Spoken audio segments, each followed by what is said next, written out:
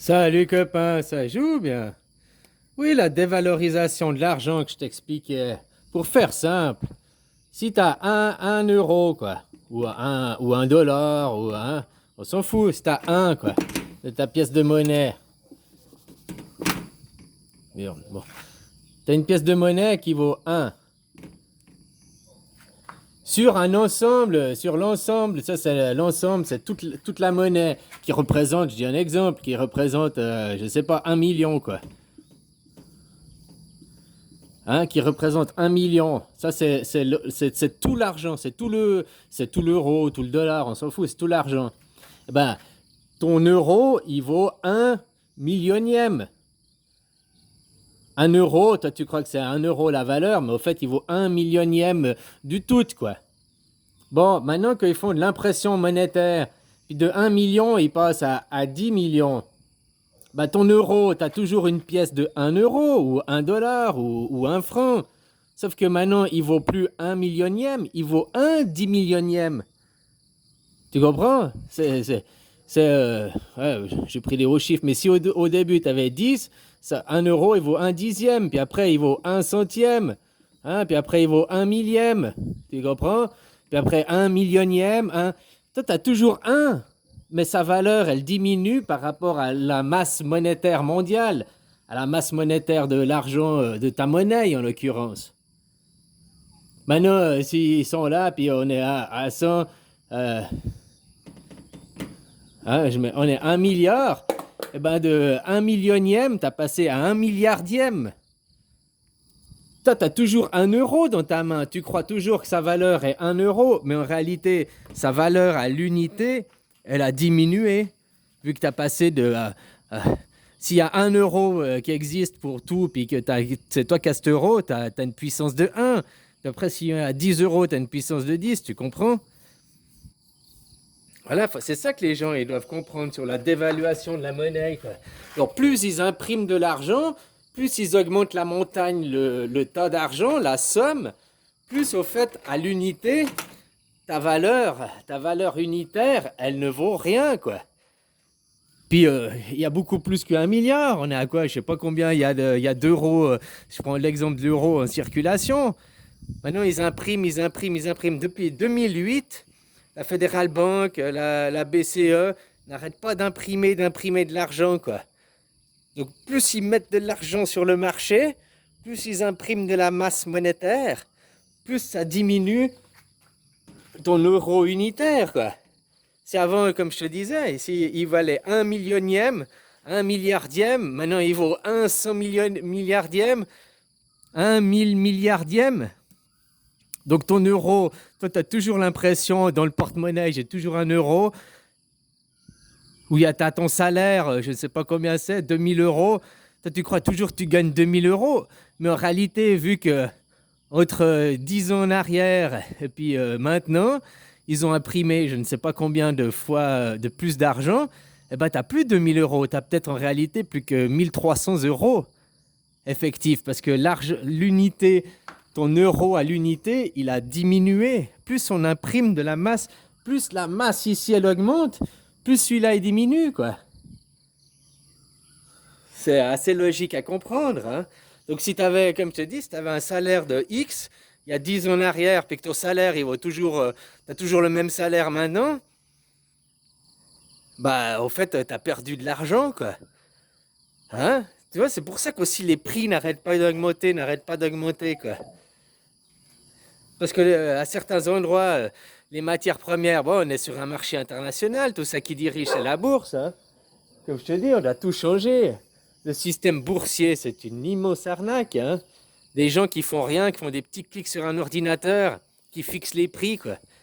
Le meilleur exemple, t'as qu'à voir avec le pétrole, quoi. Il y a 2 ans en arrière qu'il y a eu la crise, le pétrole, les prix ont chuté. On payait le pétrole au prix coûtant, quoi.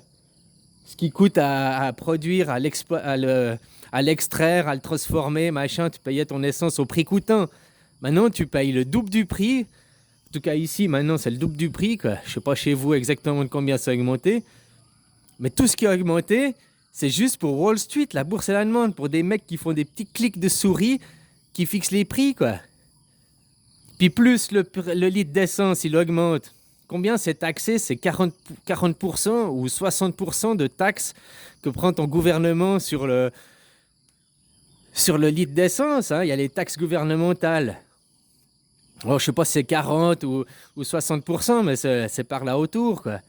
Hein? Donc si avant, ils te vendaient un litre d'essence à 1 euro, le gouvernement, il se faisait, 40 à 60 centimes dessus. Maintenant, il passe à 2 euros, le gouvernement, il se ferait un franc 20. Tu comprends, quoi? Ceux qui sont tes politiques en face, ils te présentent le problème. Hein, mais eux, ils augmentent les prix. Voilà, il faut remplir les caisses. Puis l'argent, il fout le camp où? Puis il faut imprimer parce qu'il y a de moins en moins d'argent. C'est bien que cet argent qu'il y en a de moins en moins, il finit dans des comptes privés, sur des comptes privés, puis qu'il n'est pas remis dans circulation sur le marché, donc ça ne crée pas une dynamique économique. Hein, tous ces gens, la plupart, les adultes, j'aimerais être un multimilliardaire, un multi... Je te dis, hein, pour moi, un riche, c'est un mec qui a 100 millions et plus. Hein. Si t'as pas 100 millions, t'es un pauvre. Enfin, hein, entre un mec qui est smicard ou un mec qui a 50 millions sur le compte en banque, c'est pas la même pauvreté, on est d'accord, mais c'était pour faire une échelle, quoi. Maintenant, on parle de milliardaires, de milliardaires. Donc 10% d'un milliard, c'est 100 millions, quoi. Donc si t'as pas 10% d'un milliard, hein, t'es pas considéré comme un riche, un extra riche, quoi. Enfin, de ma part, de mon point de vue, quoi. Hein. Alors bien sûr que tu as 10 millions sur ton compte en banque, hein, tu es quand même assez serein, assez riche, quoi. Mais finalement, tes 10 millions, ils valent quoi aujourd'hui? C'est que du papier, quoi. C'est de l'impression monétaire, quoi. Là, l'autre jour, j'entendais un humoriste qui parlait... Excellent son gag sur le... Maintenant, on parle tous de crypto-monnaie, quoi. Il disait, ouais, il y a 10 ans en arrière... tu vendais 1 euro à 120 euros, quoi. C'est un ancien franc qui avait pris de... Maintenant, le mec, ils arrivent te vendre 0 euro, quoi. Donc, une monnaie virtuelle à 1000 balles le rien du tout, quoi. 1000 balles le zéro, quoi. Avant, t'avais au moins une pièce, quoi. T'avais au moins quelque chose, quoi. Tu l'as payé 120 balles. Maintenant, t'as rien du tout et puis tu le payes 1000 balles. Puis il fait, donc t'es pas un peu bobet d'acheter rien du tout pour 1000 balles? Il fait, non, non, non, ça va prendre la valeur. Il y a quelqu'un qui va me l'acheter 1200, quoi. Ah ouais, mais alors le mec qui va te l'acheter 1200, c'est un bobet. Non, non, parce que lui, il va la revendre à un mec qui va l'acheter 1600. Ah, mais le mec qui l'achète 1600, alors c'est un bobet. Non, non, parce qu'il y a un mec qui va lui l'acheter 2000. Ah ouais, donc finalement, la crypto-monnaie, c'est pour trouver le plus tobet de la planète, quoi. Ah, celui qui achètera rien du tout pour le plus grosse somme, c'est le plus tobet de la planète, quoi, finalement. Ben voilà, faut aussi comprendre ça, quoi. Hein? Là, puis comme j'entendais aussi la crypto-monnaie, maintenant tu vas sur ton compte en banque, même si tu payes avec ta carte bleue tes achats au supermarché, on sait le montant total. Tu as dépensé 100 euros dans ce supermarché, mais on ne sait pas le détail. On ne sait pas qu'il y avait, je sais pas, 1 kilo de café, 3 kilos de patates, machin, machin. On ne sait pas le détail. Après, avec la crypto-monnaie, ils sauront non seulement où tu as acheté, que tu as acheté, mais seront le détail. Ils n'auront pas que le total, ils seront au détail. Donc après, ça pourra arriver si on fait un truc... bah, que les gens, ils regardent après les assurances, par exemple, regardent ce que tu as acheté. Ah tiens, lui, il achète souvent que de la junk food. Donc après, les problèmes de santé que tu auras, les assurances ne te rembourseront pas parce qu'ils diront, oh, ben, on peut voir que vous achetez souvent de la junk food, donc vous n'avez pas une bonne alimentation, donc c'est de votre faute. On ne veut pas assumer la responsabilité, quoi. Tu sais, faut arrêter de voir toutes les innovations, tout ce qu'on vous présente comme des trucs bien et super, hein. Tu comprends, quoi? Comme au début, hein, la vidéosurveillance pour surveiller, machin. Puis maintenant, ça vient de la vidéo répressive, quoi. Hein, on sait où t'es, quand t'es, quoi. Qui, quand, comment, quoi. Donc, c'est pas tout est bien dans les évolutions technologiques, hein. Il y a aussi des gros fruits pourris, quoi. Mais voilà, à la base, je parlais pour rendre compte aux gens que oui, ta monnaie, elle baisse à l'unité. Plus on imprime de l'argent, moins ça vaut. Si tu as un dixième, si tu as un dixième du tout, si tu as un centième du tout, un millionième, un milliardième du tout, combien ils ont imprimé d'argent depuis 2008, la crise? Parce que depuis que 2008, il y a eu la crise, au fait, on n'est jamais sorti de crise, sauf dans l'impression que les gens ils ont, quoi. L'impression, parce qu'on fait aussi de l'impression monétaire pour cacher la merde au chat, c'est tout, quoi. Maintenant, ça arrive au bout, ils n'arrivent plus à cacher, quoi. Tu sais, ça commence à éclater, il y a des bulles qui commencent à éclater un peu partout, quoi. Il y a aussi des gens qui commencent à se réveiller, à prendre conscience, quoi. Mais s'ils ont multiplié par 10 depuis 2008, là, maintenant, ça fait 14 ans presque. S'ils ont multiplié l'argent par 10, donc si tu avais 2000 euros de salaire il y a 10 ans en arrière, maintenant c'est comme si tu n'avais plus que 200 euros de salaire, quoi. Mais toi, sur ton compte, tu dis toujours « Ah, j'ai 2000, j'ai 2000 ». Non, quoi. Les prix ils augmentent, les prix ils flambent, tout y flambe, sauf ton salaire il diminue. Et plus il y a de l'impression monétaire, plus ton salaire il ne vaut rien du tout, quoi.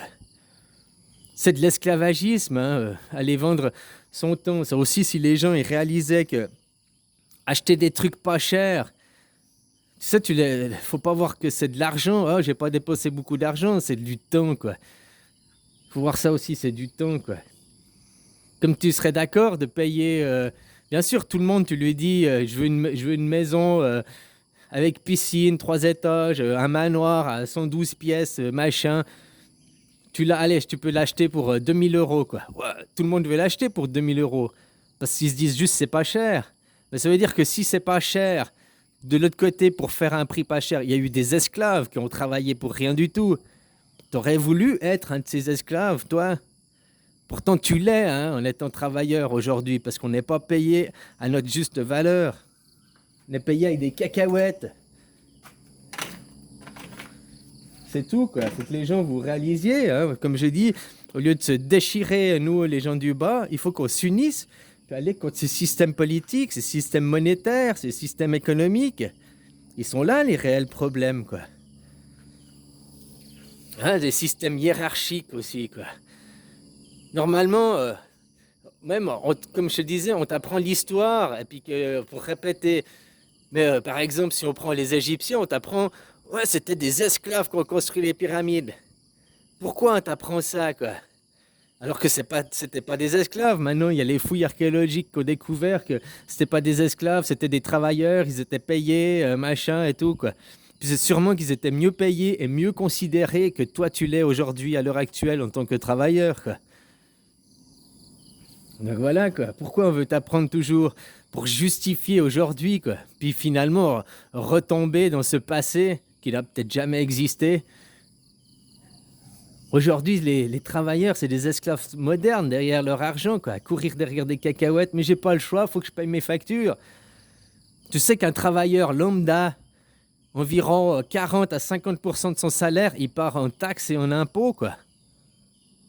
Parce que tu vas foutre ton plein d'essence, tu payes 100 euros de plein d'essence, mais de tes 100 euros de plein d'essence, il y a 40 à 60% de taxes. Plus après tu payes, je sais pas quoi, tu as de la TVA, plus après tu payes les impôts aussi, plus après tu payes ton péage, plus après tu payes ici. De ton salaire, tu as 40 à 50% de ton salaire qui est pompé rien qu'en taxes, quoi. Et puis chaque année, ils prennent de plus en plus de taxes, quoi. Hein, 0,3% ici, 0,2% là, 0,6% là, un petit peu, ils grignotent, ils grignotent. Le but finalement, c'est eux, ils veulent te pomper 100% de ton salaire. Il y en a, c'est déjà ça, hein. Ils travaillent pour un patron, ils sont logés dans l'immeuble, que c'est l'entreprise, le patron qui a fabriqué l'immeuble. Puis le petit supermarché, la petite supérette qu'il y a dans le quartier d'immeuble, c'est aussi détenu par le patron, quoi. Plus l'assurance vie, l'assurance santé à laquelle tu as prescrit, c'est détenu aussi par le même patron, quoi, le même groupe. Donc tu travailles, on te donne des sous, qu'après tu payes ton loyer, tu redonnes au même patron qui t'a payé ton salaire, tu vas faire tes petits achats à la supérette, tu redonnes au même patron. Donc lui, il te donne des sous qui vont re-rentrer dans ta poche.